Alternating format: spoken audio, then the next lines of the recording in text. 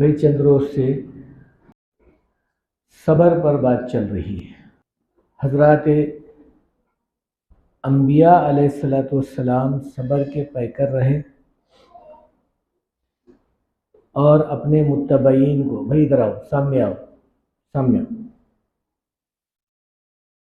अपने मुत्तबईन को भी इसकी तलकीन करते रहे।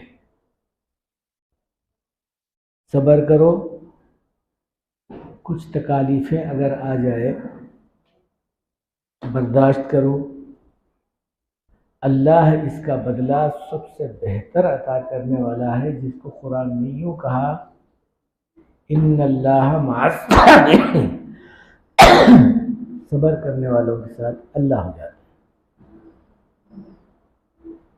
चुनाचे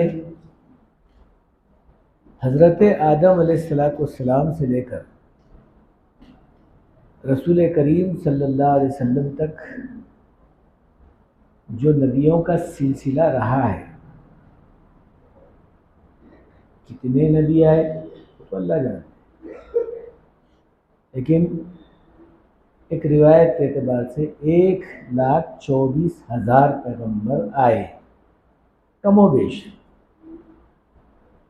सबसे पहले हज़रत आदम अलैहिस्सलाम की तशरीफ़ आवरी, सब में आखिर हमारे मोहम्मद रसूलुल्लाह सल्लल्लाहु अलैहि वसल्लम की आमद। कोई नबी दुनिया में ऐसा नहीं गुजरा जिस पर तकलीफ ना आई हो। इस वास्ते ये बातें अल्लाह ताला जल्ल शानहू इन लोगों पर पूरा कर दिया कि आने वाली उम्मत ये न बोले कि नबी के ऊपर कोई तकलीफ नहीं है। नहीं, ऐसा नहीं। नबी का सिर्फ आमद यानी आना अल्लाह के नाम को सिर्फ लोगों के सामने बताना था। अब रहा मसला, चूँकि बहैसियत एक इंसान होने के, चूँकि ज़रूरियात ज़िंदगी लगी हुई है साथ में, खाना पीना, कुछ कारोबार भी करते थे, कुछ मेहनत भी करते थे और बीवी बच्चों को भी रखे हुए थे। चुनाचे अल्लाह ताला जल्ल शानहू ने इंसान की शक्ल में भिजाया था, तो फिर इंसानी ज़रूरियात ज़िंदगी का मामला भी पूरा करते हुए अपनी ज़िंदगी को गुजार कर बताए कि इस अंदाज से तुम ज़िंदगी गुजारो तो फिर तुम्हारे लिए सही रास्ता मिलने में कोई देर नहीं लगेगी,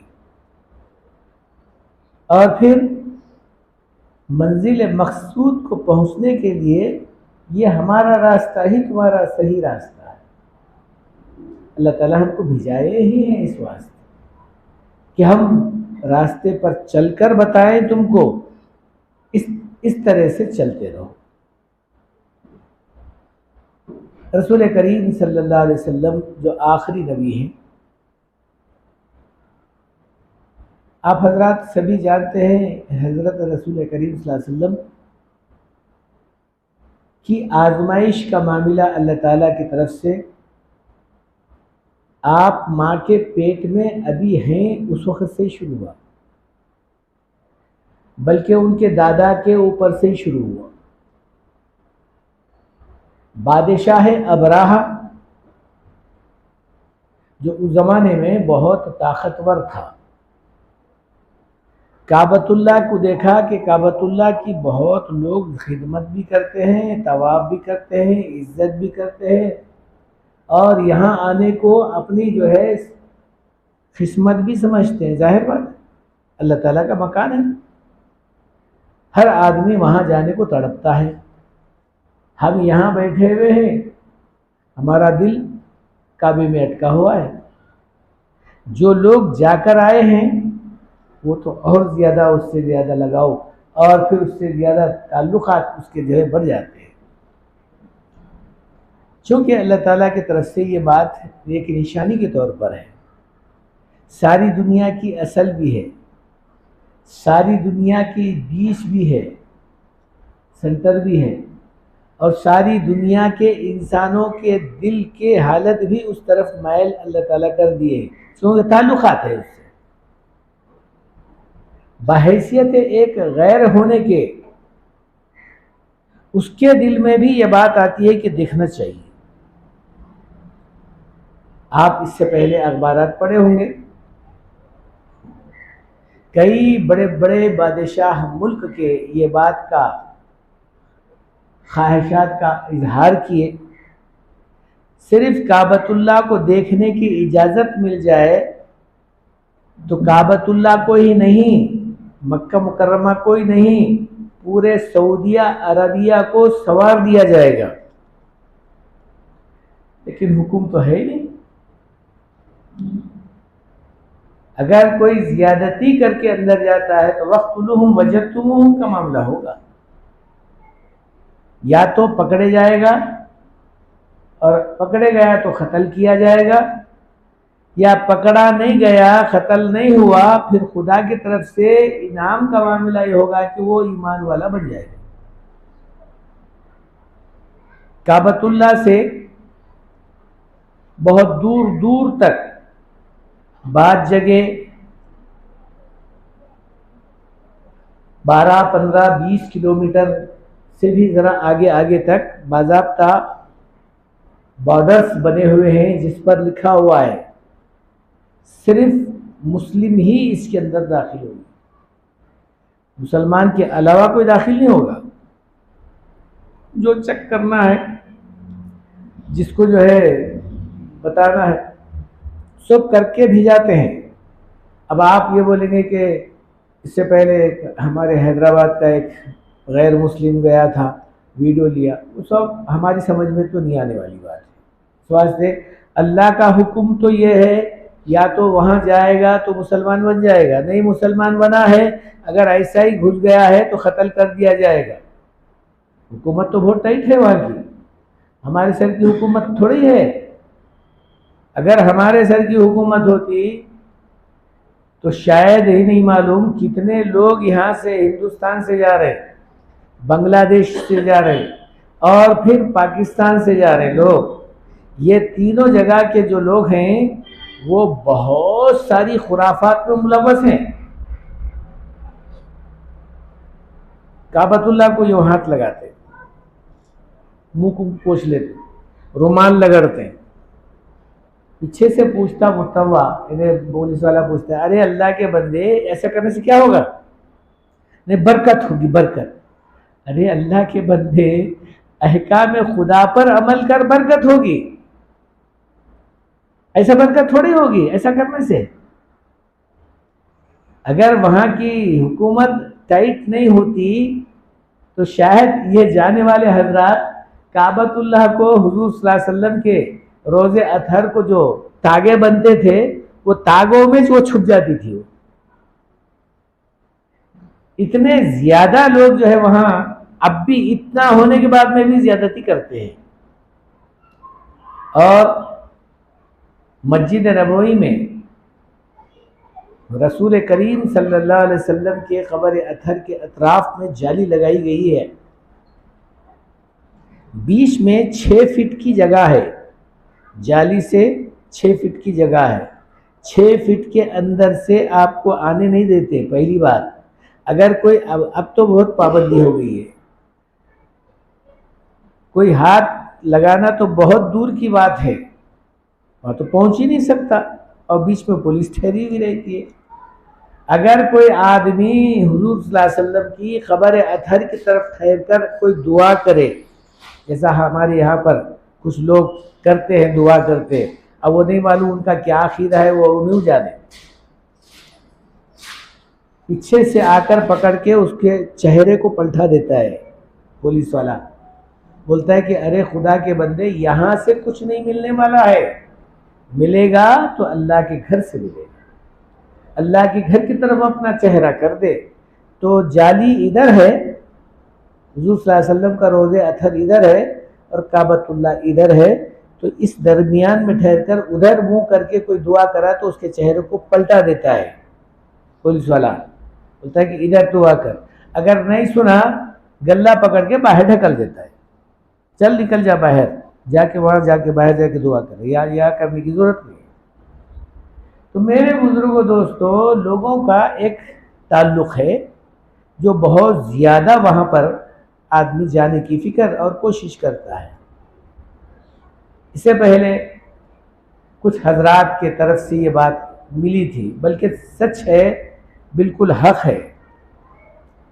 एक गैर मुस्लिम पहले उस ज़माने में जहाँ पर कोई पाबंदियाँ नहीं थी, क्योंकि अल्लाह ताला की तरफ से तो पाबंदी थी, लेकिन ये पाबंदी हुकूमत की तरफ से कोई ज़्यादती नहीं थी, तो अब वो जहन पूरा उसका अंग्रेजियत का था। अंग्रेज जब दाखिल हुए, जैसा काबतुल्लाह के ऊपर नजर पड़ी तो उसके आंसू निकलने लगे। शौहर मुसलमान था और बीवी अभी वही थी बेचारी, होता है बाज़ वक़्त। तो कहा कि भाई क्या वजह है तेरे आंसू निकल रहे? कहा कि ये घर को देखने के बाद, ये इमारत को देखने के बाद खुद ब खुद मेरा दिल पिघल गया। तबीयत चाहती है कि मैं ईमान में दाखिल हो जाए, तबीयत चाहती का होना ही है। तो बहरहाल सारी दुनिया के इंसान का ताल्लुक काबतुल्लाह से है, ये बोलना चाह रहा हूं। रसूल करीम सल्लल्लाहु अलैहि वसल्लम को इब्तिदा ता इंतहा कोई दिन ऐसा नहीं गुजरा जिस दिन हुजूर सल्लल्लाहु अलैहि वसल्लम को तकलीफ नहीं दी गई। दूसरे तो दूसरे देते ही थे, लेकिन सबसे ज्यादा जो तकलीफ रसूल करीम सल्लल्लाहु अलैहि वसल्लम को होती थी वह अपने रिश्तेदारों से, अपने करीब, अपने चचा और चचेरे भाइयों से वगैरह, अपने खानदान के लोगों से। अल्लाह के रसूल सल्लल्लाहु अलैहि वसल्लम बारहा दुआ करते थे कि ए अल्लाह, कम से कम इनको हिदायत की दौलत तो दे दे। का सता तो रहे हैं, का सताने के बावजूद भी दुआ ही करते थे, वो दुआ नहीं करते थे। एक मर्तबे एक शख्स आया आप सल्लल्लाहु अलैहि वसल्लम के पास, कहने लगा या रसूल अल्लाह, मैं अबू जहल के पास, जो आपका चचेरा चचा है, अबू लहब खास चचा है, अबू जहल चचेरा चचा है। कहा कि वो पैसे वाला भी था और दिया था, किसी को देता था तो वक्तिया तौर पर सख्ती के साथ वसूल करता था।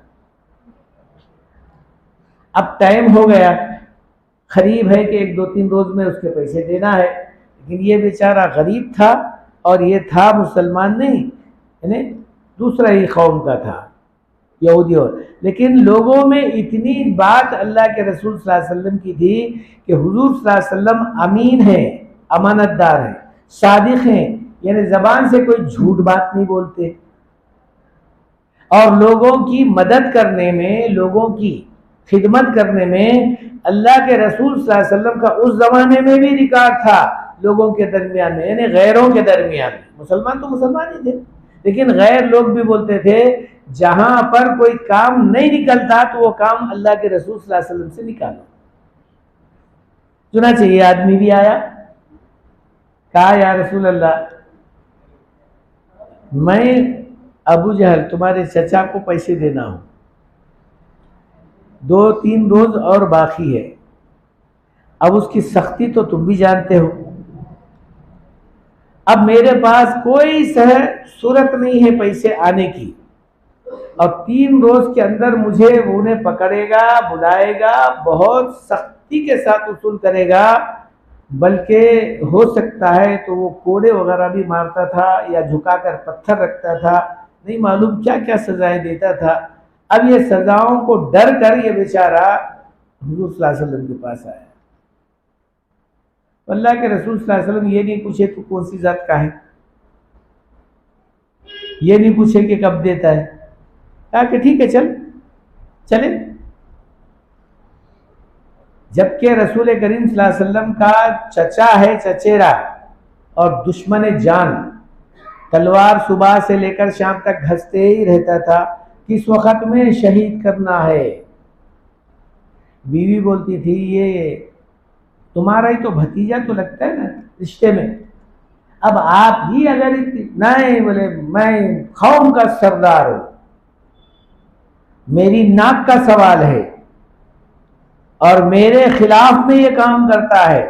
सारे लोग मेरे सामने झुकते हैं और ये मेरे सामने नहीं झुकता, मेरे खिलाफ बात करता है, लिहाजा इसको कत्ल करना जरूरी है। नौज़ुबिल्लाहि मिन ज़ालिक, ऐसा बोलता था वो और करता भी था वैसे काम।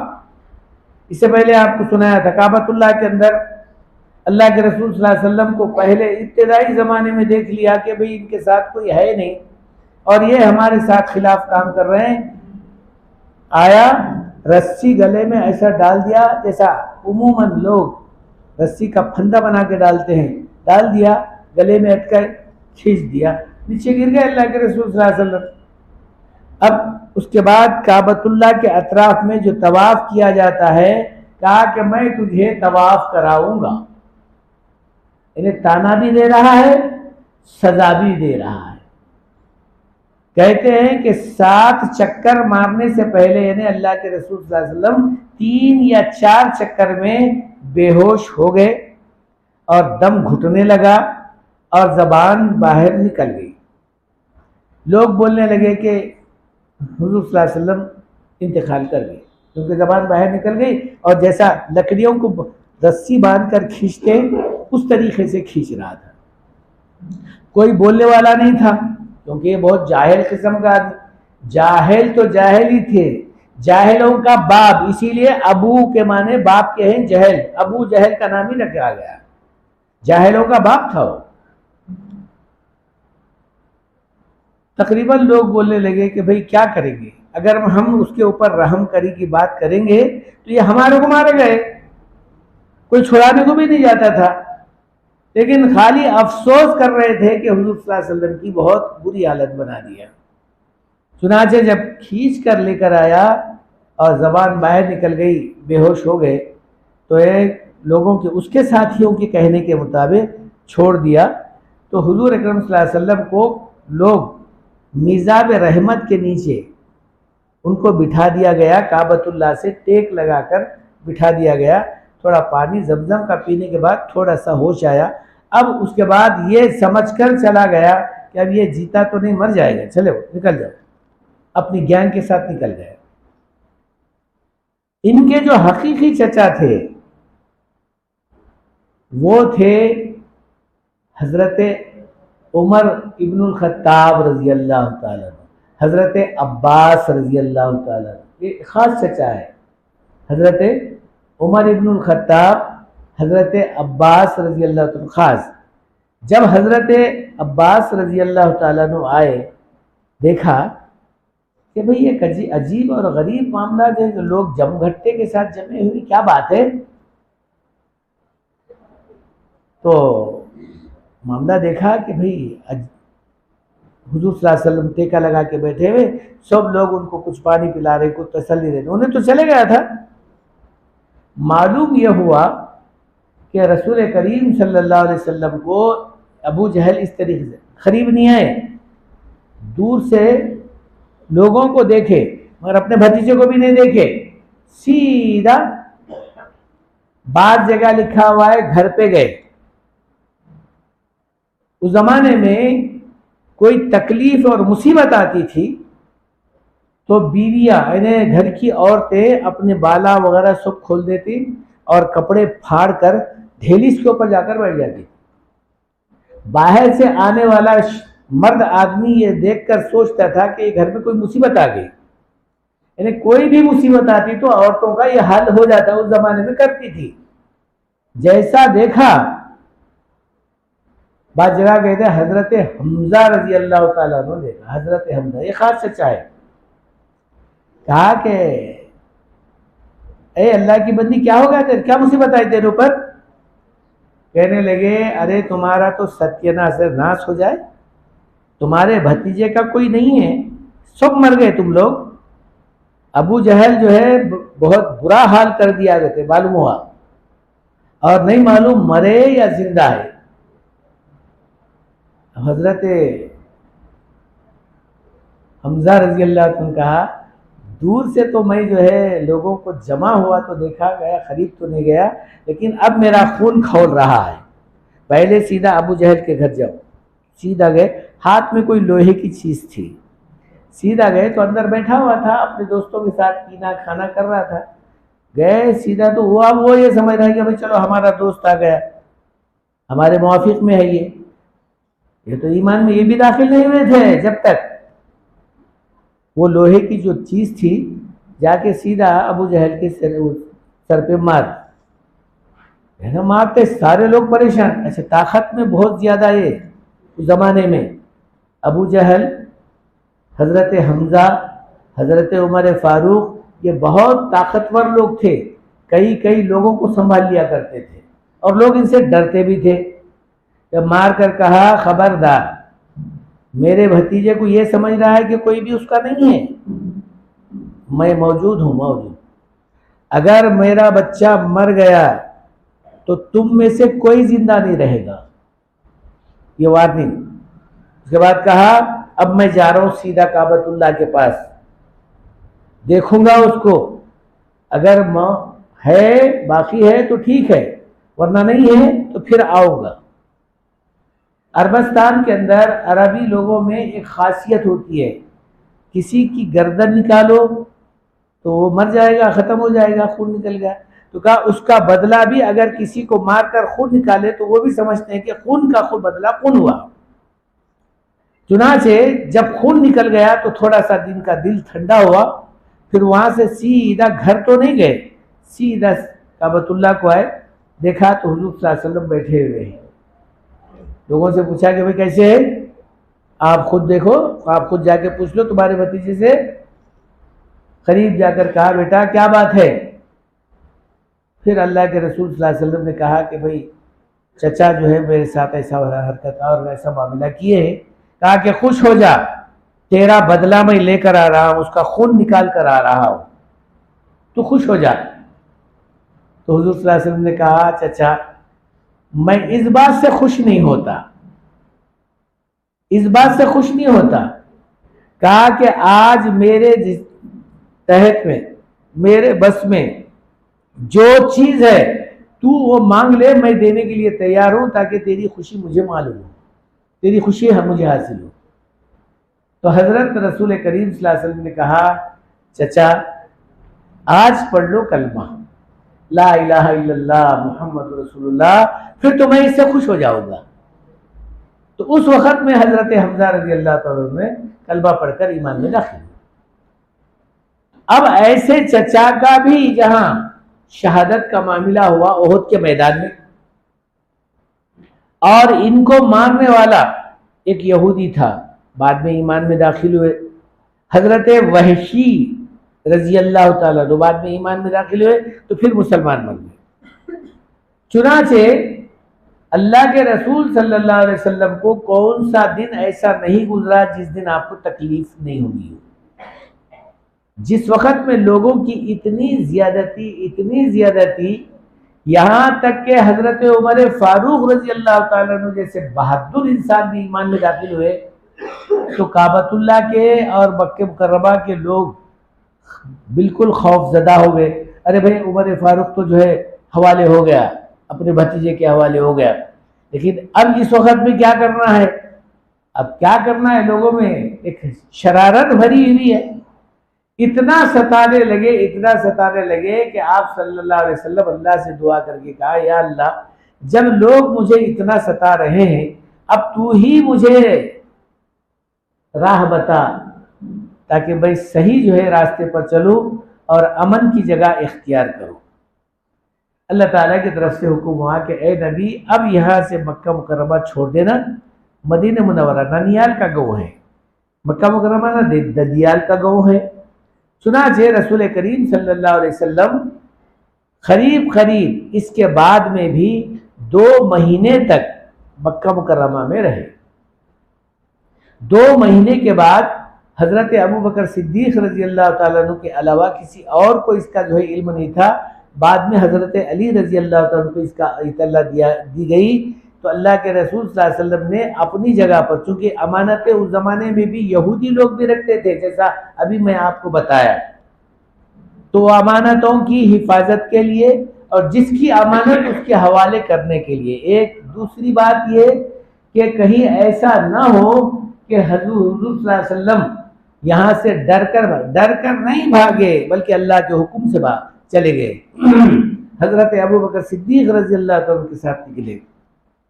जिस वक्त में रसूल करीम सल्लल्लाहु अलैहि वसल्लम निकल रहे हैं, बार बार काबतुल्लाह की तरफ मुड़कर देखकर कहा, ऐ काबा, तुझसे मुझे बहुत ज्यादा मोहब्बत है, तुझसे मुझे ज्यादा खुर्बत है, तुझसे मुझे ज्यादा लगाव है। तबीयत तो ये चाहती कि तेरे को छोड़े ना है, लेकिन क्या करना कि मेरी कौम मुझे रखने नहीं देती, तेरी कौम मुझे यहाँ से जाने के लिए जो है आमदा कर रही है, और अल्लाह का हुक्म भी हो गया, अब मैं जा रहा हूँ। लिहाजा जब मदीने मुनव्वरा गए, अल्लाह ताला जल्ले शानहू ने कुछ ऐसे हालात बना दिए, लोग जौक दर जौक इस्लाम में दाखिल होने लगे। जब इस्लाम में दाखिल हुआ तो ताकत में इजाफा होने लगा। फिर आपने एक लोगों का यूनिट बनाया और एक ताकतवर कौम बनाई और फौज तैयार की, और काबतुल्लाह के लोगों को समझाने के लिए आपने कहा कि भाई हम आपके पास उम्रा करने के लिए आ रहे हैं। अभी उस वक्त लड़ाई करने का, झगड़ा करने का कोई बात, यानी लोगों के अंदर किसी किस्म की कोई बात नहीं बोले थे। जब उम्रा करने के लिए आए तो रास्ते में रोक दिए, कहा नहीं, उम्रा नहीं कर सकते। जिसको अल्लाह ने इतनी ताकत दी कि आप हाथ उठाकर दुआ करें और हाथ गिरने से पहले खुदा उस दुनिया को नीस्त नाबूद कर दे, इतनी ताकत के बाद बहुत सारे लोग, सामने वाला जो लड़ता है लड़े, ताकत तो सामने वाले की बहुत ज्यादा है, देखे अच्छा लड़कर उन्हें मार का 2-4 मार लिया, चले भी गया। उसके बाद मैं भी मारता था, मारता नहीं था वो बात अलग थी, खाली बात करा तो जूते खा गया और मारता था। कहा बात यह है कि आदमी पर ताकत का, सब पूरे का पूरी ताकत के बाद में आदमी उस चीज को बर्दाश्त करना, इसका नाम है सबर। जैसा यूसुफ अलैहिस्सलाम के अंदर पूरी मर्दानगी की ताकत, इसके बावजूद जुलेखा 7 कमरों को बंद कर दी, अंदर अपनी ख्वाहिशात का, अल्लाह तू जो कर रहा है वो गलत नहीं कर रहा, जैसा इसको ले रहा है वैसा मेरे को भी एक दिन ले लेगा। तो कहा बर्दाश्त करना, रोना कोई गलत बात नहीं है, ये तो दिल के जो है रहमत की बात है, आंसू का निकलना, लेकिन वावेला करके रोना, शिकायत करना अल्लाह पर कि अल्लाह तेरे को इनिश मिला था क्या, कोई भी नहीं मिला था, का ये बात गलत है, ये बात नामुनासिब बात है। चुनाचे रसूल करीम सल्लल्लाहु अलैहि वसल्लम जिस वक्त उम्रा के लिए आए, अपने साहबा के साथ पूरों को बोल कर निकाले थे कि उम्रा कर कर हम लोग जो है लड़ाई करना है न झगड़ा, लेकिन साहबा में इतना जोश और जज्बा था कि हम लड़ाई करेंगे, झगड़ा करेंगे और जीत कर आएंगे, हमारे अंदर इतनी ताकत आ चुकी है कि रसूलुल्लाह सल्लल्लाहु अलैहि वसल्लम ने कहा नहीं, ऐसा नहीं होगा, पहले उम्रा कर लेंगे, हम अल्लाह से मांगेंगे, हिदायत की दुआ करेंगे उनके लिए, उसके बाद वापस। चुनाचे रास्ते आए, रास्ते में इनको रोक दिया गया, इतल्ला मिली तो रुक जाओ, रुक गए। कहा कि भाई बात हुई, तो कहा हम लोग सिर्फ उम्रा करने के लिए आए हैं, झगड़ा करने के लिए नहीं आए। कहा नहीं कर सकते आप लोग, चले जाओ वापस। साहबा कहने लगे या रसूल अल्लाह, वहां से तो बोलकर ही चाहे थे हम लोग, या तो मरेंगे या तो मारेंगे और फिर तवाफ भी करेंगे, उम्रा भी करेंगे, जीत कर भी जाएंगे, आप हुक्म दे दो हम निकलेंगे यहाँ से। कहा कि अल्लाह के रसूल सल्लल्लाहु अलैहि वसल्लम ने कहा नहीं, ऐसा नहीं, पहले बात अल्लाह से मालूम करेंगे। क्या अल्लाह मियाँ क्या बोल रहे? अल्लाह ताला जल्ले शानहू ने रसूल करीम सल्लल्लाहु अलैहि वसल्लम के दिल में बात डाल दी। अल्लाह ताला नहीं मालूम क्या चाहते थे। अल्लाह के रसूल सल्लल्लाहु अलैहि वसल्लम ने कहा भाई उम्रा करने के वास्ते तुम लोग निकले थे, नियत करके निकले थे, उम्रे में क्या क्या होता है? का तवाफ, तवाफ तो खैर नहीं हुआ, लेकिन सर तो मुड़ा लो कम से कम। अब कोई मुड़ने के लिए तैयार नहीं है, तो हुजूर सल्लल्लाहु अलैहि वसल्लम खुद बैठ गए कि भाई मेरा सर पहले मुड़ा लो। अल्लाह के रसूल सल्लल्लाहु अलैहि वसल्लम जैसा ही अपना सर मुड़ा लिया, हलक करा लिया, फिर बाकी सहाबा अपना हलक करना शुरू कर दिया। कहा कि यही हमारा उम्रा है, अब यहाँ से वापस चलना है हमको। जब वापस चले गए तो उस वक्त में जो सबर का मादा था, सहाबा की जो बातें थे, अपने तो गैर बोलते ही थे, लेकिन यहाँ पर सहाबा इकराम हुजूर सल्लल्लाहु अलैहि वसल्लम के शहदाई थे, जान निसार थे, खाली इशारों पर जान देने वाले थे, ऐसे लोग भी हुजूर सल्लल्लाहु अलैहि वसल्लम को कुछ बातें बोलने लगे। ताकि या रसूलल्लाह, ऐसी बुज़दिली जिंदगी हमारे लिए पसंद नहीं है, ऐसा हम नहीं करेंगे, अरब की औलाद है हम, बता के रहेंगे। कहा कि नहीं, ऐसा नहीं होगा, अब ये वापस जाना ही हमारा काम है। चुनाचे वापस चले गए। जिस वक्त में मक्का को फतह करने के लिए आए हुजूर अकरम सल्लल्लाहु अलैहि वसल्लम, मक्का फतह हुआ, लेकिन हिदायत कर दे, देखो याद रखो, मक्का फतह तो हो गया, हमारा हो गया, सारे लोग भाग गए, जितने सताने वाले थे पूरे के पूरे अपने रूपोश हो गए, मुंह छुपा दिए, लेकिन हमारा काम ये नहीं है कि किसी की बेइज्जती करना, हमारा काम ये नहीं है कि किसी की खातून, किसी औरत को, किसी भाई बेटी को, किसी माँ को इन्हें खराब करना, ये काम बिल्कुल नहीं हो सकता। पीना खाना लेना देना ये तो गैरों के अंदर होता है। मुसलमान हैं हम अल्लाह से दुआ करेंगे, अल्लाह के घर में बैठकर दुआ करेंगे। चुनाचे जब पूरे का पूरा मामला फतह का हो गया, जब ये लोग फातिहाना अंदाज से दाखिल हुए, कहा, लिखा है किताबों में, रसूल करीम सल्लल्लाहु अलैहि वसल्लम की पेशानी ऊंट के कजावे से लग रही थी और कह रहे थे, ए अल्लाह, तू ही तो फतह दिया है, तेरा ही करम का मामला है, तू ही मेरा जो है मालिक है, तेरे सिवा कोई नहीं है, बस मुझे सब्र की तौफीक दे, मेरे साथ साथ मेरे सहाबा को भी सब्र की तौफीक दे।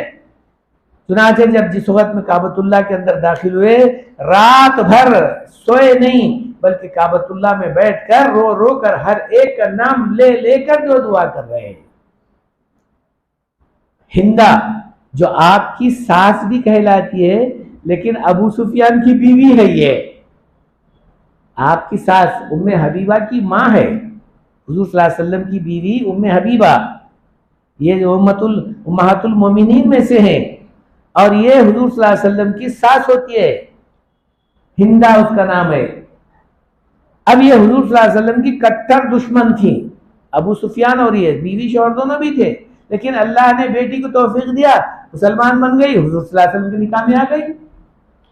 जिस वक्त में अल्लाह के रसूल सल्लल्लाहु अलैहि वसल्लम दाखिल हुए और हिंदा के वास्ते दुआ कर रहे, और उस रात में वो देखने लगी कि भाई अब औरतों की इज्जत लूटी जाएगी, मारेंगे ये लोग, पिएंगे खाएंगे, नहीं मालूम क्या क्या करेंगे, किसके घर लूटेंगे ये लोग। अब ये देखते हैं, चूंकि बहादुर औरत थी, रात के ढलने के बाद, जब रात का वक्त 2-2:30 बजे के बाद ढल जाता है, उसके बाद आहिस्ता से निकली, पूरा सन्नाटा छाया हुआ है, सीधे अपने घर से काबतुल्लाह की तरफ आने लगी। जब काबतुल्लाह के करीब जब आई, तो वहां रोने और चिल्लाने की आवाज आ रही है। सबसे ज्यादा आवाज हजरत बिलाल हबशी रजी अल्लाह तआला अन्हु की आ रही है, और वो हिंदा का नाम लेकर दुआए मगफिरत कर रहे हैं, या अल्लाह, इसके जो है हिदायत दे दे, और इसको जो है ईमान में दाखिल कर दे, और इसकी तू मगफिरत तू ही करने वाला है, हम क्या कर सकते हैं, इस वास्ते के दिल तेरे हाथ में।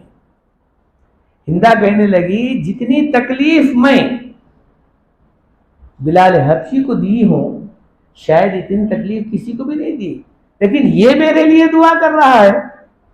दिल पिघल गया, दिल में मोहब्बत पैदा हो गई, ईमान कबूल कर ली, ईमान मुसलमान हो गई। जब अल्लाह के रसूल सल्लल्लाहु अलैहि वसल्लम सुबह हुई, तो जितने लोग चौधरी या इतने लोग इनके खिलाफ थे, जो ज्यादा तकलीफ दिया करते थे, वो लोग पकड़े गए, उनको लेकर आके अल्लाह के रसूल सल्लल्लाहु अलैहि वसल्लम के सामने ठहरा कर दिया गया। उसमें सब थे, और औरतों को सामने आने नहीं दिया, बल्कि औरतें के खीमा अलग बनाया गया था, उस मंडप में, उस खीमा में, उस जो है इसमें उनको जो है ठहरा कर दिया गया था। सामने पूरे लोग आकर ठहरे, जो आपको जो तकलीफ ज्यादा दिए थे उन लोगों को ठहरा कर दिया। तो अल्लाह के रसूल सल्लल्लाहु अलैहि वसल्लम वही जगह पर ठहर कर कहने लगे, भाई अब आप खुद बोलो कि मुझे तकलीफ देने में कोई चीज की कमी करे। पूरे के पूरे लोग जो आपके खिलाफ थे, जो बड़े बड़े चौधरिया थे, कहने लगे कोई चीज की जो है कमी नहीं है थी, बल्कि जितनी तकलीफ हमसे होती थी उससे कहीं ज्यादा तकलीफ आपको हम दिए, लेकिन आप सब्र के तो बहुत ही बड़े जो है पहाड़ थे, अल्लाह ताला आपको सब्र का जो है पैकर बना दिया था, आप सब्र के साथ हमारे साथ में मामला किए हैं, तो अल्लाह के रसूल सल्लल्लाहु अलैहि वसल्लम ने कहा, अच्छा ये तो भी आप भी बोलते हैं, आप भी कबूल कर रहे हैं, अब ये बताओ कि तुम्हारे साथ क्या सुलूक किया जाए।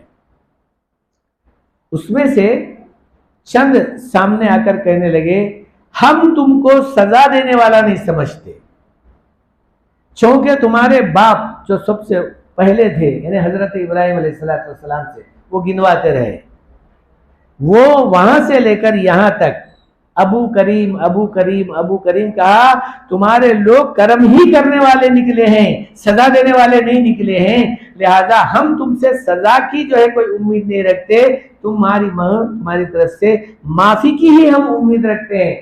तो अल्लाह के रसूल सल्लल्लाहु अलैहि वसल्लम ने हाथ उठाकर कहा, ला तस्रीब अलैकुमुल यौम, आज तुम पर किसी किस्म की कोई ज्यादती नहीं होगी।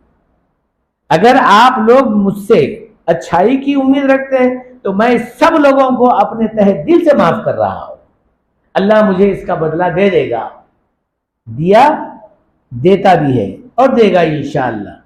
तो वहीं ठहरे ठहरे तकरीबन 200 से ज्यादा लोग थे। कहा कि अल्लाह के रसूल, आज अगर ये लफ्ज तुम्हारी जबान से निकल रहा है तो हम भी ये कहकर सुनाते हैं, आज के बाद हम आपके दामन को छोड़कर आपके हाथ पर बैठ करने के लिए तैयार हैं, बल्कि आपके हाथ पर जान देने के लिए तैयार हैं। पूरे के पूरे ईमान में दाखिल हो गए।